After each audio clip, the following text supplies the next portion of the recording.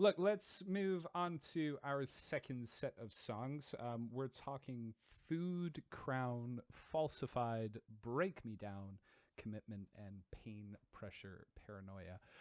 Cam, you actually mentioned a little bit earlier that, we hadn't cut this up with any real thought, right? We had come into this going, okay, well, we can just divide this by three. So it's 6, 6, and 6. Um, but it does actually work out, I think, quite nicely, especially when you think about the way that food starts off.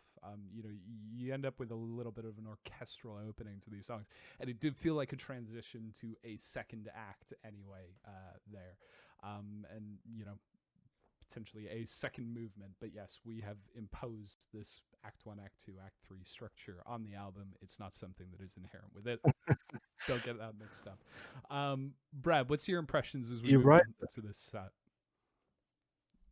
So yeah, food obviously does sound different from the rest of it. Um, to me, it's a kind of the intro. Like I said, it sounds different, but to me, it kind of has a classic hip hop vibe to it, just because how sampled it is. Um, you do get some of the different sounding beats coming through here, like I said, and that's when I find it most interesting. Crown has more like of a soulful kind of vibe. Um, Falsified, again, some like interesting harmonic choices in the beat. Um, you get to like break me down, and you're in like a total different kind of universe. It feels like things do start to depart from like what we've just been set up with in the previous six. I wouldn't personally say they're weaker, but I'm a sucker for some different kind of sounding beats. Yeah, I think straight away it's quite obvious how different it is. And as I said earlier, doesn't really feel like he knows who he wants to please with this album. And like the first six tracks to me felt very much operating in the Griselda world. These next six feel to me like they're gonna be starting to operate in kind of like almost the Bling era, which he was obviously he's come from, the kind of G Unit 50 Cent era, and then going into this and kind of is like half and half. He can't really decide where he wants to land. There's moments where he's gonna try and go to pop trap as well. And I just don't think they blend very comfortably together. Food is a nice track in my opinion. It's kind of almost more of a hype song. Um, but it kind of almost feels a little bit awkward. Um, in places for me. You know, I will say I think the first half of this set of songs carries a lot of the momentum that you get coming out of the first six. I didn't get the chance to mention it actually now, but just thinking back to that first set of songs, there's like the album starts off quite quick. And you are drawn in quite quickly, and it's got all of those things that we talk about having an opening that sets out the themes, sets out all of this stuff. But then you get to like the third track, and it just kicks up another gear then, which to me carries through pretty much all the way till Break Me Down, right? So like track 10, I think, that's where you start to move a little bit. Falsified, I've written down as a real head bopper, but I'm eminently aware at that point that we're just halfway through the album when we hit that point. I think on a lot of listens ended up just having that sense, like, when you're at a show, right? You're seeing like an artist like Green Day or whatever, and like you've been dancing away, you've been in the pit and things like that, and you just check and you're just like, this is 45 minutes, like we've still got another hour plus to go. I need to pace myself a little bit. Falsified, every time it came on, I get going, I'm just like, there's a long way to go, buddy. Do you want to be spending all that effort right here, and spending all that focus? But it's great. Crown, again, one of the standout tracks on the album, I think, for me. And a lot of that is down to that real smooth melody, proper hooky piece of music. I would argue it's one of the best vibes on the album, especially when you combine it with some of the lyrical themes that end up there.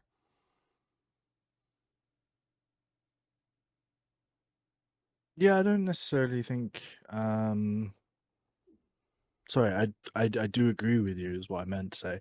That this sort of part of the album is a bit where you can get a little bit lost in it sometimes, in the sense of you're vibing along, but then you're very suddenly aware of where you are in this very long album.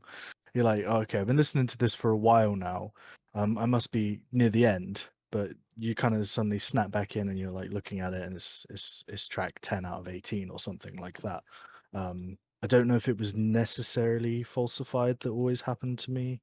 That happened to me, but it, it kind of happened around in those places. But yeah, I think it doesn't the change for me doesn't last very long, and we're kind of back into like a quite noir-esque feel, movie feeling, kind of old 50s to 70s kind of movie feeling thing.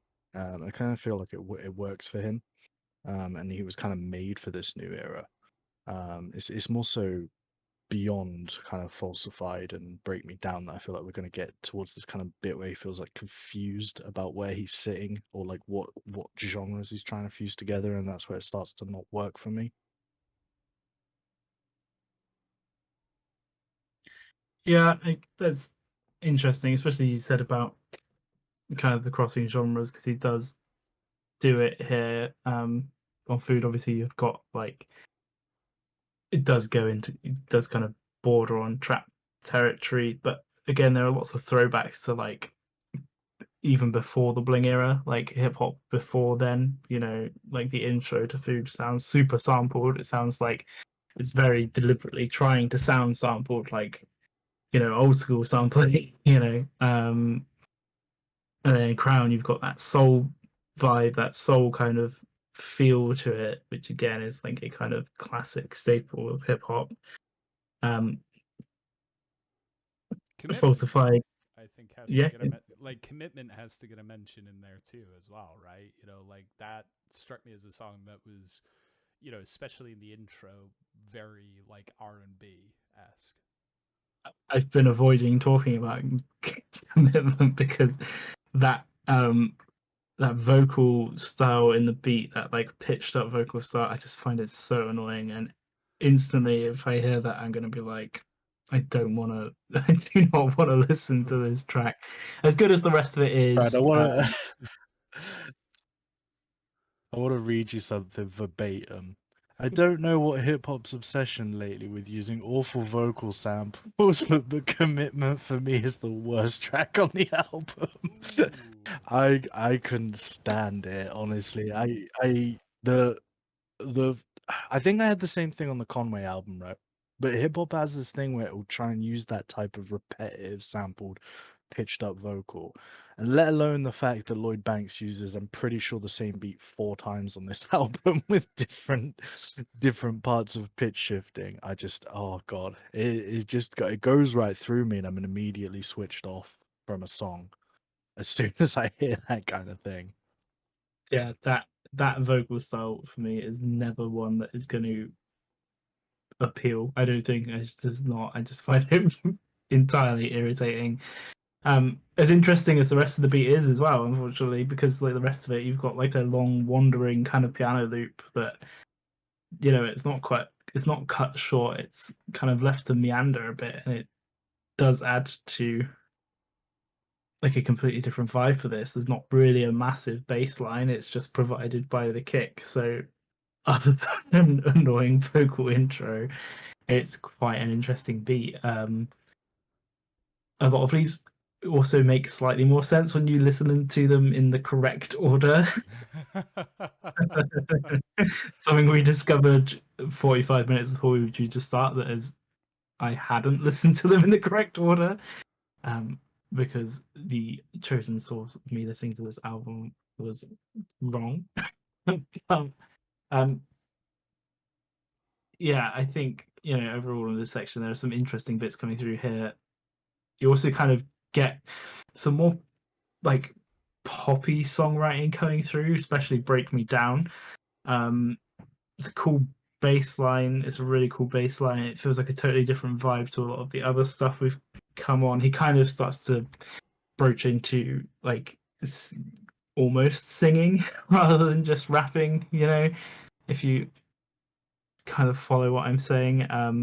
Structurally as well, it's a pop song structure rather than a typical kind of hip hop structure. It's got, a verse, a pre-chorus, a chorus, even has a bridge, you know. Um, Things change up again. The delivery changes throughout as well. Verse 3 is more rapid fire. It's kind of building the energy there. So I think it's kind of showing some songwriting chops as well as just the lyrical ones. And I think Uh, the great thing for me, as you say, on "Break Me Down" is how that structure, how those tempo changes really help with the emotional payoff of that verse. And at that point, you may not have noticed it on your listen through, but I think it was a really welcome change of pace, and it helps, I think, with the transition into the next couple of songs there: "Commitment," "Pain, Pressure, Paranoia," which do again sound a little bit different versus some of the things that have come before it. But you've hit on something really interesting there, right? And I think for me, some of the best lyric writing comes on a handful of these 6 tracks. There's good examples of lyric writing throughout this album. Top to bottom, and that'll be something that we mentioned going ahead. But if we want to talk about some good on Commitment, let's talk about the clever lines in what is actually a very honest love song.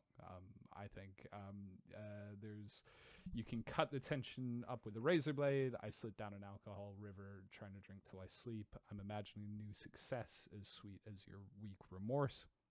Really good, again, especially I think in a song that you can drift off into yourself. There was another couple. I actually think the best line on the album comes on Crown. Talking your worth don't mean a thing. You got to prove it to me. A very simple way, I think, of getting across something that a lot of people are saying and thinking. It's interspersed as well, I think, with some more good single one-liners. Falsified, you have "My favorite days are spooky nights," which is a fun line anyway, especially when the rhyme is then resolved with "sneaker preferences, usually Nike." I just had so much fun with that. Jumping back to Crown real quickly, there's a lot of music that likes to reference a slightly bastardized version of the Shakespeare quote, "Uneasy is the head that wears the crown," right? Here we get "He who wears the crown knows it's heavy." Limp Bizkit even tried their hand at this, and it gave me a real fucking head spin every time I heard this song. I think between the really clean bass and the fact that you've got that reference there, it's just like, this sounds a lot like that song. That's really weird. But Banks goes a level further, and I mean, he goes many levels further because he's not fucking Fred Durst, but he throws in a reference to Tempest as well on a song that is otherwise referencing Shakespeare for good measure. And yeah, a lot of really good writing on this set of songs. I think I said quite early on in the first 6 tracks, I can level a lot of criticism at the last 12 tracks on this album in a lot of ways. A lot of the songs on there, I can not really ever fault him as a lyricist or him as a rapper from a technical standpoint. He is always on point in every song. He is the most engaging point of it, and he becomes more relied upon the later this album goes for me. I don't find this section of the album particularly engaging. There's more engaging moments, but I'm always listening to him. That makes sense. The beats for me by this point are getting quite repetitive. Um, you know, and they're going to get even more repetitive. But he always stands out, and I said earlier, he probably pays more attention to what he's doing, from a technical standpoint and a lyric standpoint, to Shakespeare. References in a single song speak to that. It's not just we're going to throw a ham-fisted Shakespeare reference out. We're going to actually reference the works. Or we're going to play with the beat in some way, or we're gonna, there's a lot of alliteration that goes on, a lot of just really clever, subtle wordplay. So I think that should always be commended. Him as for what he does, they're absolutely superb, and probably one of the best that does it. And Pain, Pressure, Paranoia, I think, is the best encapsulation of what you mentioned just at the start of that there, right?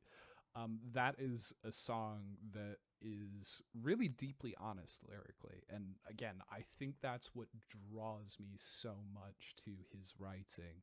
Versus, again, we've got probably the opposite end of the spectrum to an extent with the other rap album that we've discussed, the Conway album, which does deal with some very serious, very personal themes, but does have a facade of a character, I think, surrounding a lot of things. Banks doesn't really fuck with that for the most part.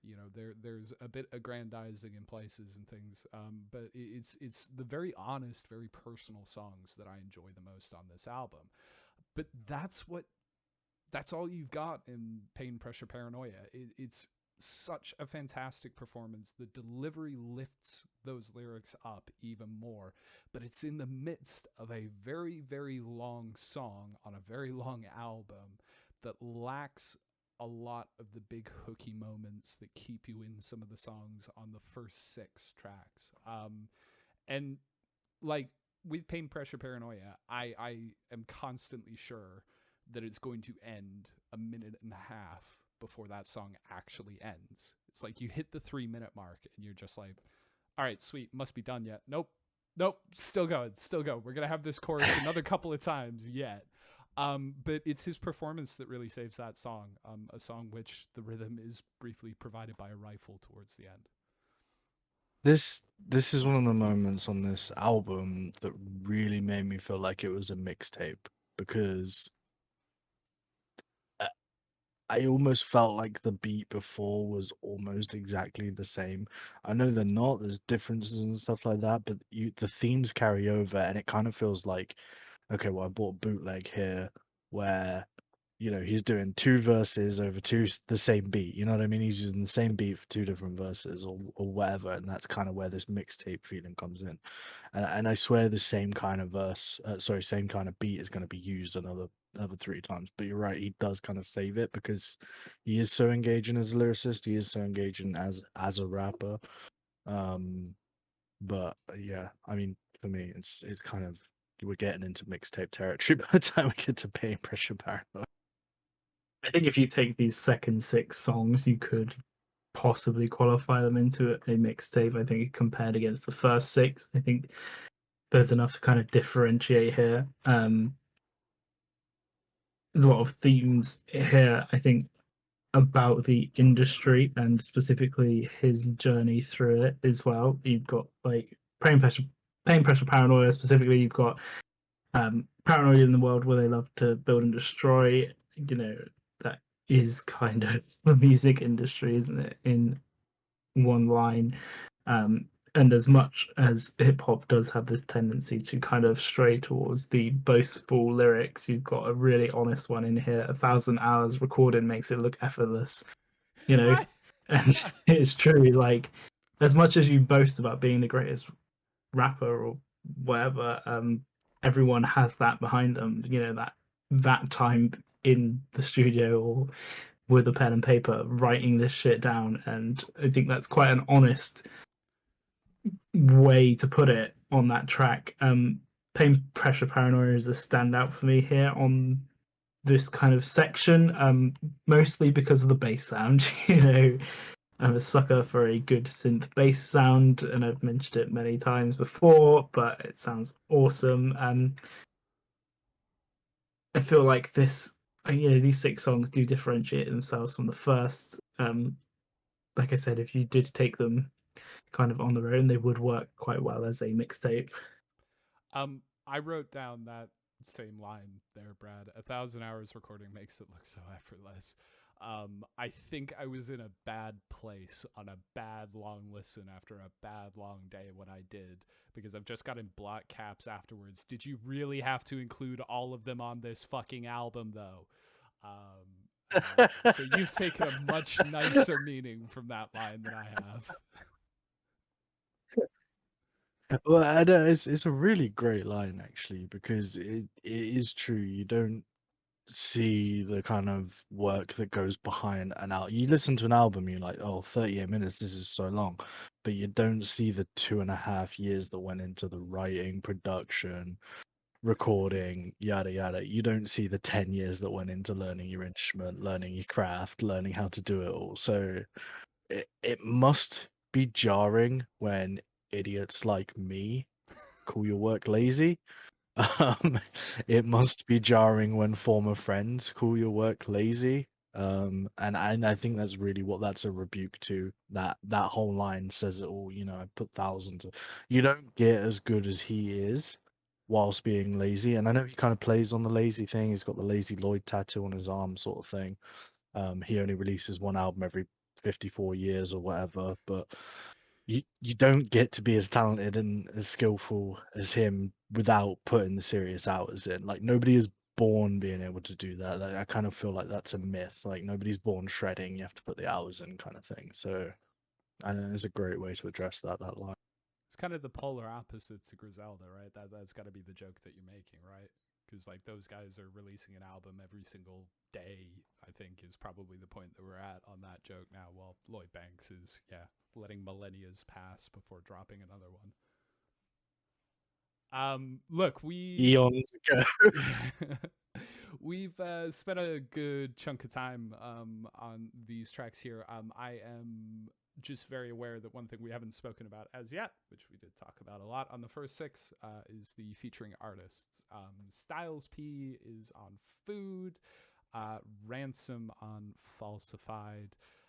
What did we make of the performances? And I suppose I'm asking this question the wrong way around because I should have asked first. Do you know them? Do you know this? I don't. Never come across them before. Didn't know if it was the case for you guys. I think I've seen the names before, but it goes that deep. They're like, I don't know whether they're just because they're familiar words. Like I've seen the word ransom before, and I've seen the word styles before, but P styles obviously. So I don't think they are ones that I know. I certainly don't know them with any sort of depth of knowledge or whatever. Kind of forgettable for me. I kind of forgot until you actually even said that there was features on this portion of the the album. They don't stand. Like I said earlier, they kind of top loaded this album, put the best features first. And the features for me at this point are unnoticeable, and I think later on are noticeable, but not necessarily for good reasons. So yeah, I don't have a lot to say about the features in this point. I can't even really remember them, to be completely honest. Dreadlocks, my man, we really should have gotten you on for this stream. Really should have done. Thank you so much for helping us out once again. Styles P is from D Block, which was big in the G Unit era. That was Ransom's heyday too. So a little bit of history behind those guys there. Brad, sorry, what did you think about them? Yeah, I mean, I would kind of agree with you, Cam. There was nothing particularly stand out from the features, I don't think, particularly. They are kind of dissimilar enough in style to be noticeable, and there is no kind of odd mixed decisions in here to kind of try and make them stand out anymore. But for me, this section of the album, everything is on, Banks, and that's where it's at. I think lyrically for these tracks, for this album, for these tracks, I don't think the features do that much to kind of draw me away from that really here. Again, the Styles P verse, probably a really good example of that, because, as we're getting with Banks later on in this set of songs. There's some very inspired lyrics in there. I helpfully haven't written any of them down, but apparently there were enough for me to go. There are some very inspired lyrics in this section here. The verse itself isn't standout, I think, in terms of performance or anything like that, which is probably why I don't think about that as being a particularly standout section on the track, but nevertheless, you get a lot of that solid writing there, which is great. So let's wrap up on this set of tracks. Does anybody have any closing thoughts, anything that they haven't felt like they've said just yet on this set? Guys, good? Brad? Other than that, it's, kind of stylistically and sonically a slight departure on the first 6 tracks, which I think in an 18-track album you would definitely need to keep people engaged. And I think for me it kind of works here, listening to it in the proper order. So yeah, I think these 6 tracks are very well placed in this album. I would not disagree. Like I say, I think the first 3 tracks on this carry a lot of that momentum from the first 6. Between Commitment, Pain, Pressure, Paranoia, you do get the sense of having that vague kind of like intermission in the middle of an album, which isn't a bad thing by any stretch. Lots of albums do it. Normally it's with a ballad or something like that. I think you can't really, well, I'm sure there's examples where people have tried that on rap albums, but it's not something that you can, kind of take one for one. We're not going to get an Olivia Rodrigo ballad in the middle of this album by any stretch of the imagination. And, it does go down that route. So, we do have Pain, Pressure, Paranoia, again, being a track that is very much, you are focused solely on Banks alone. It doesn't work too bad. I think this set of tracks, I notice that my focus will start to ebb away towards the end of this set on a lot of listens. But as with the rest of this album, when I am mentioning kind of my own focus falling away, that is a me problem. That is not the artist's problem. There is a lot of good here, a lot of good. So I kind of disagree. I agree in the fact that the last, so sort of 7, 8, and 9, still really good tracks, and they kind of feel more connected to the first 6. The other 3 kind of really start to lull away from me. And I would probably be fine with it if they were the last songs on this album. I'd probably engage with them more. I don't think it is on the listener. I think, although there is still a lot of good there, you're really starting to get close to B-side territory by the end of this section and definitely into the next. So there you go.